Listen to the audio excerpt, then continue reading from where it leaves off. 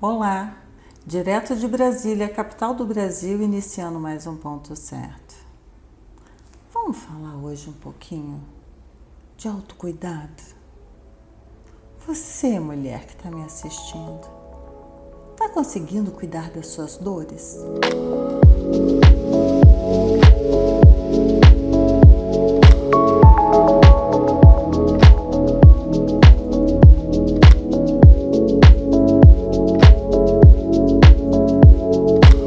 Para tratar desse assunto, a nossa convidada de hoje é a doutora Andréia Regis, que vai falar dessa dor interior. Doutora Andréia, seja bem-vinda ao Ponto Certo e muito obrigada por aceitar o nosso convite. Obrigada pelo convite, Érica. É um prazer estar aqui.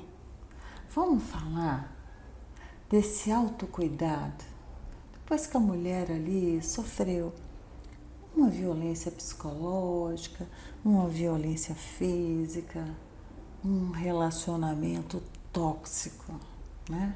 Ficou agora até assim em voga, né? As pessoas antes sofriam anos e anos em silêncio e agora ficou em voga. Esses relacionamentos tóxicos. Vamos falar desse cuidado? Vamos sim. Então, hoje em dia já está mais tranquilo, as mulheres já falam mais das suas dores. Sim, mas ainda tem muito tabu, ainda tem muita dor guardada, que quando ela vai abrir a boca para falar dessas dores, ela já está bastante maltratada, né? Ela já está bastante ferida. Então, muitas vezes de um relacionamento abusivo, muitas vezes da própria cultura machista ou de dentro da família mesmo, que não tem uma visão, né, que tem um abuso ali ou que tem uma violência dessa mulher, mas hoje já tem um acesso maior, né? Essa mulher já tem uma fala já disponível ou significativa, na qual tem um ouvido, né? Alguém para ouvir e dar um significado para essa dor dela, né? Para ressignificar essa dor. É muito assim, a gente fala de relacionamento, mas não é só o relacionamento afetivo, né? Entre um homem e uma mulher, ou entre dois homens, duas mulheres, enfim, trisal, quadrisal, quer que seja, né? Nós estamos falando desse relacionamento, vamos dizer, de casal, de companheirismo.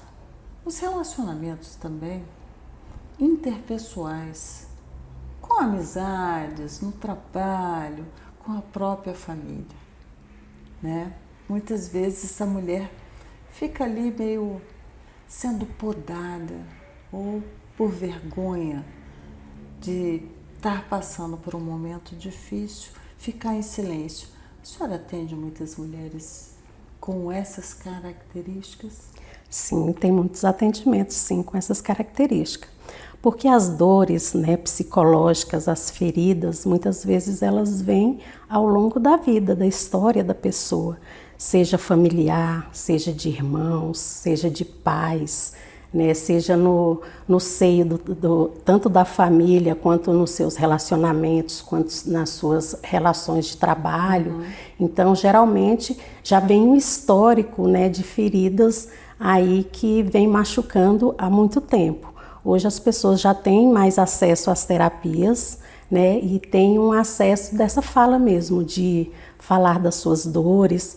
Claro que ainda tem muito tabu, né, de às vezes a pessoa acreditar que o psicólogo é só para louco, né, mas isso já está caindo por terra, né, então as pessoas já estão tendo mais acesso a ter esse acesso mesmo do profissional, na qual vai falar, né, das suas dores e vai saber que tem um profissional ali que vai respeitar a sua dor sem um julgamento.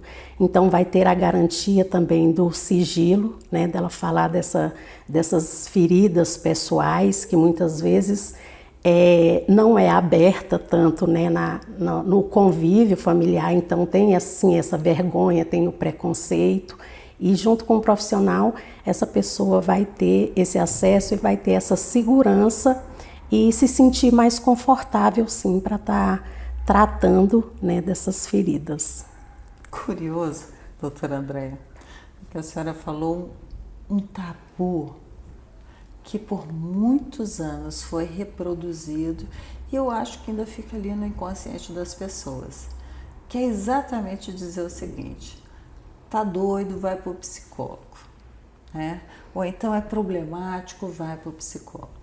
A verdade é que todas as pessoas trazem uma bagagem dentro de si, de frustrações, né? A gente está falando de vida real. Vida real não é conto de fadas que vai ter aquele final feliz. Não, a vida real ela tem choro, ela tem sorriso, ela tem altos e baixos, tem momentos que você vai ganhar, tem momentos que você vai perder. E é bom falar isso porque o psicólogo é exatamente a pessoa técnica, a pessoa que estudou, a pessoa que se preparou para poder fazer essa escuta e identificar essas dores interiores. Então é bom falar isso, porque quem nos assiste também, se já cresceu com esse paradigma aí, modificar, não é mesmo? Isso mesmo. Uma coisa bem bacana que a gente consegue enxergar hoje em dia é que muitas dessas pessoas que tinham, né, esse, né, isso é para louco, né, hoje vem sim para a terapia e vê o quanto que é significativo, né, essa fala, essa busca pela cura interior e para se conhecer também, né, porque muitas vezes a pessoa às vezes chega e fala assim, não, mas eu não tenho problemas, né, já está com um problema grande, porque todos nós temos, né? Se não reconhece o seu, já ficou mais potencializado. Exatamente, muitas vezes a pessoa já chega justificando, né? Também muitas vezes com medo desse julgamento mesmo do profissional, né? Então, quando a gente faz com que ele relaxe, comece a contar, né, a própria história, muitas vezes ele vai trazer coisas que às vezes ele mesmo não tinha coragem de abrir para si mesmo, né, de enxergar.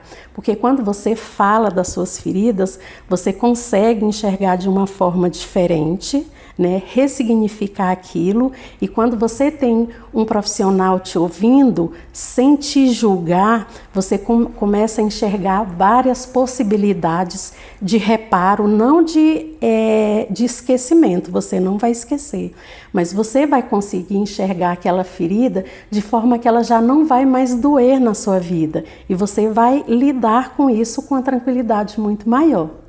Sabe, doutora Andréia, eu acho que muitas vezes a pessoa apenas quer ser ouvida. Ela quer alguém para que ela possa narrar. Seja porque está vivendo um momento de solidão, seja porque é um desconhecido e não vai fazer o julgamento. Eu falo isso porque ao longo da minha vida as pessoas sempre me procuraram para contar suas histórias e assim, sem eu conhecer. Eu acho que eu transmito essa empatia para que as pessoas se abram. E muitas vezes eu ouvia aquelas narrativas e pensava assim, a pessoa saiu dali tranquila, feliz, era o que ela precisava. Era só alguém para poder escutar. E quem não tem carência, não é? Quem de nós, né, que não tem as suas dores interiores, as suas carências? É bom a gente compartilhar. Me fala aqui, como é que a mulher consegue identificar que ela está se autopunindo ao ficar em silêncio, a não compartilhar um momento difícil para ela com outras pessoas ou buscar a ajuda de um profissional que possa orientar ela, que ela possa se redescobrir? O silêncio das mulheres, principalmente, né, que sofrem as violências, né, de um modo geral, não só violências domésticas, mas de um modo geral, quando essa mulher não busca essa ajuda, né, quando ela não traz, não bota para fora esse sentimento, ela termina adoecendo, literalmente, né? Então tem várias doenças que muitas vezes está relacionado a isso, né? Muitas vezes depressão e ansiedade está muito relacionado a não fala, né? Eu guardar em silêncio as minhas dores, né? E engolir esses venenos, isso que me machuca dentro, né? Então, quando muitas vezes aquilo está me sufocando, é importante ter essa fala, exatamente para ela liberar. Quando você falou assim, que muitas vezes a pessoa te procura, às vezes ela nem quer ouvir você falar, ela quer apenas alguém que dê uma importância para aquilo que ela está falando, né? Então, só em falar, né, da sua dor, né, do seu sofrimento, da sua angústia do dia a dia, já alivia isso, né? E muitas vezes compartilhar isso, né, é muito importante.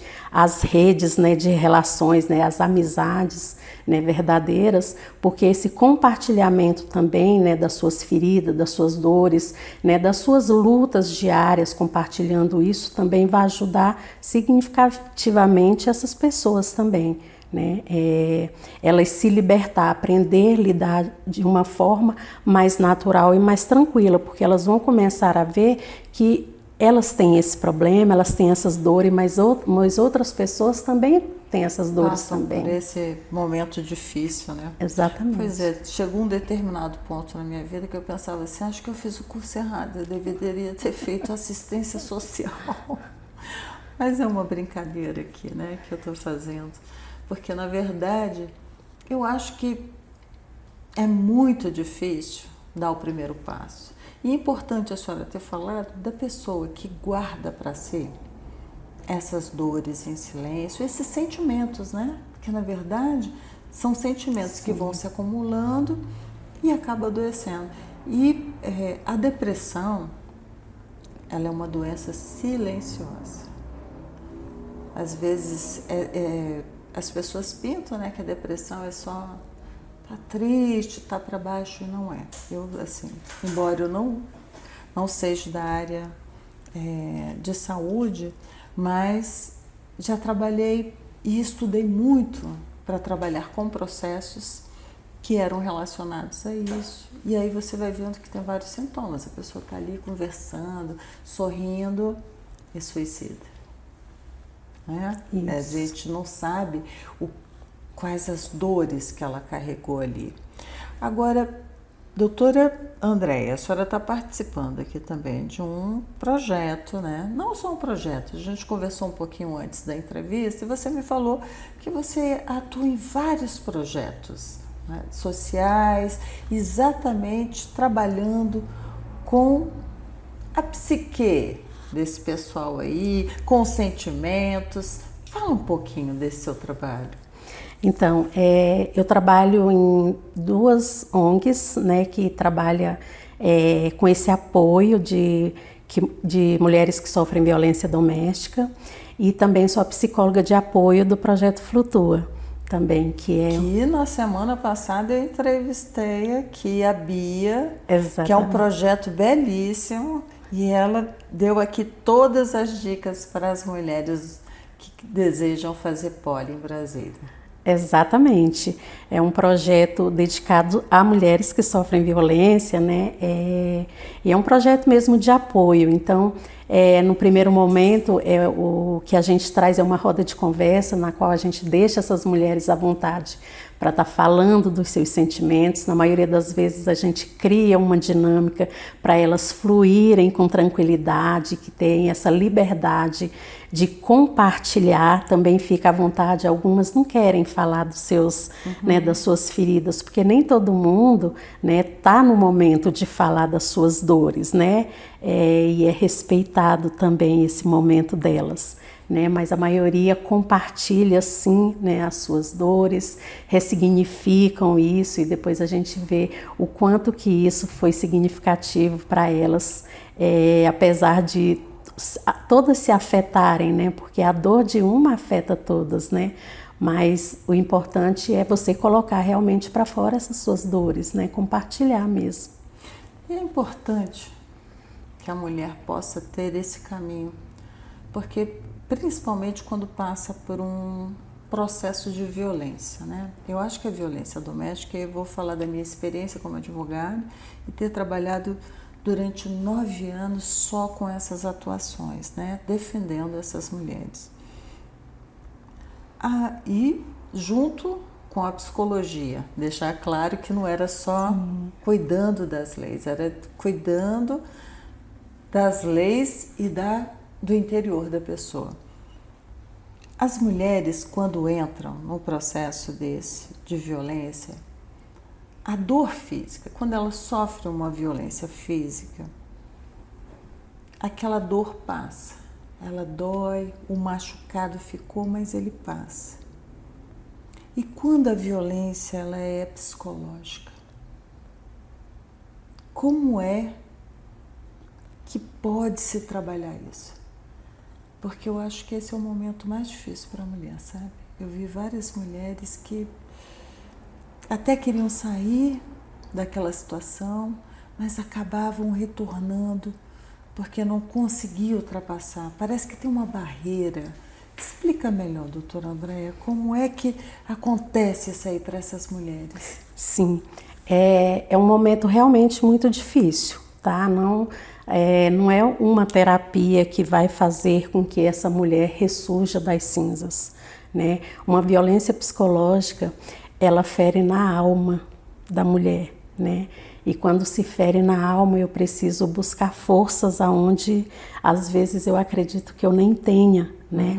Mas essa busca, essa constância, essa vontade de vencer, né? E de aprender a lidar com isso, faz com que essa mulher busque recursos dentro de si mesmo, né?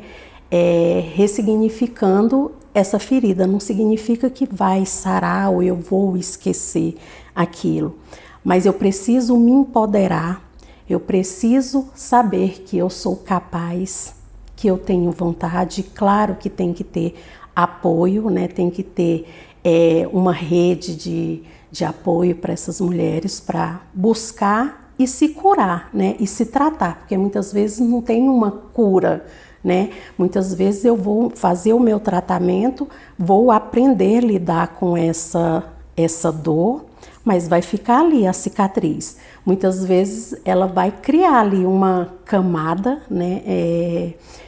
Engrossar mais ali, né? Às vezes para futuros relacionamentos eu vou ter essa dificuldade. Olha, interessante isso. Vamos tocar nesse ponto, porque... Não, vamos fazer melhor. Você falou dessa rede de apoio. Tem mulheres que sofrem a violência em silêncio, seja por vergonha, né? Do que a sociedade, as pessoas vão pensar, seja por medo. E ainda tem algumas que passam pelas aparências, porque ela mantém um casamento de aparência, ela tem uma relação de aparência e ela quer que as pessoas pensem que ali está tudo bem, e quando na verdade não está. Essa rede de apoio, se ela não busca, vamos dizer, externa, é necessário que ela fale para a família, não é não? Sim, e essa família, ela precisa dar um voto de confiança e acreditar nessa pessoa. Não fazer crítica, né? Exatamente, não ficar fazendo julgamento. Não fazer julgamento. E existe também, muitas vezes, ela vai ficar em silêncio exatamente por medo, pela vergonha, como você falou, né? Mas a família precisa enxergar isso. Precisa, porque ela começa a entrar em adoecimento, muitas vezes físico mesmo, né? Então, às vezes começa a deprimir, começa a se isolar bastante, ela começa a ficar no quarto, ela começa a não querer comer, às vezes ela perde as relações de amizade porque não quer falar sobre aquele problema dela, né? Então, é importante que a família, né, busque ajuda, né, converse com essa pessoa e tente convencer ela a acreditar que ela está doente, que ela precisa de um apoio, que ela precisa de ajuda. Agora, como a família pode identificar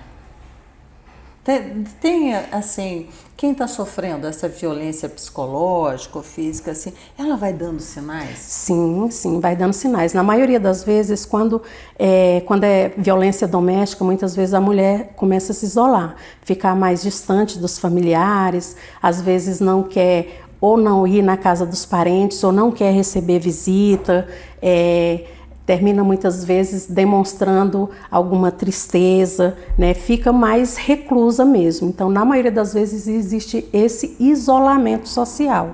Tanto na parte social mesmo, de não sair para passear, de não ir no mercado, quanto na parte mesmo familiar. Às vezes não quer receber visita, né? Então, a família precisa estar atenta. Choro, né? Exatamente, fica assim, mais tristonha. Agora vamos lá. Sofreu toda essa violência, tá lá fazendo tratamento, tá superando. Como voltar a se relacionar com outro homem? Então, a primeira coisa que a gente fala é o empoderamento feminino. O Eu tô falando homem, pode ser mulher, pode ser claro, quem o seu quiser, relacionamento. Tá? Pode ser com quem quiser. A gente fala que o empoderamento, que hoje, muitas vezes, essa mulher que está nesse ciclo de violência, ela não sabe o que é empoderamento. Então, quando ela tem essa voz, né, às vezes ela fala assim, mas o que é empoderamento? Eu sempre falo, assim, só de você, né, participar falando da sua dor, isso já é empoderamento. Já é uma liberdade de expressão de você estar falando, olha, aqui está doendo em mim. Alguém vê que isso aqui está doendo, me ajuda, né? Então, esse empoderamento é realmente se reerguer, ter essa vontade, né, de se cuidar. E uma coisa muito importante é se perdoar, tá? Porque o se perdoar é você saber que naquela hora que você foi ferida, não foi culpa sua. Tá? Então, muitas vezes, às vezes as pessoas ficam com vergonha de falar, porque muitas vezes ela se coloca como culpada naquela relação abusiva, né? Então, ela precisa se perdoar, ela precisa ver o quanto que ela é significativa, o quanto que ela é especial, o quanto que ela merece ser respeitada e amada, né? Então, quando a mulher começa a enxergar isso nela, ela começa a se perdoar e ela começa a exigir mais, né? Fala assim, eu mereço uma coisa melhor, eu mereço respeito, eu sou bonita, eu posso, eu sou importante, eu tenho capacidades, eu tenho 1000 possibilidades de ser uma pessoa melhor. Então ela começa a se enxergar de uma forma diferente. Doutora Andréia, ponto certo, chegando ao final. Mas olha, muito obrigada. Eu acho que quem nos assiste agora ficou com mais informação e mais esclarecida, né? E quem sabe até com coragem, se estiver passando por um momento difícil desse, de buscar a ajuda de um profissional. E, como a senhora falou, né? Vamos nos perdoar, porque a sua consciência, para o momento em que você estava vivenciando aquilo, você deu o seu melhor. Aquilo era o que você tinha de capacidade. Mude. Não leve peso que não é mais seu.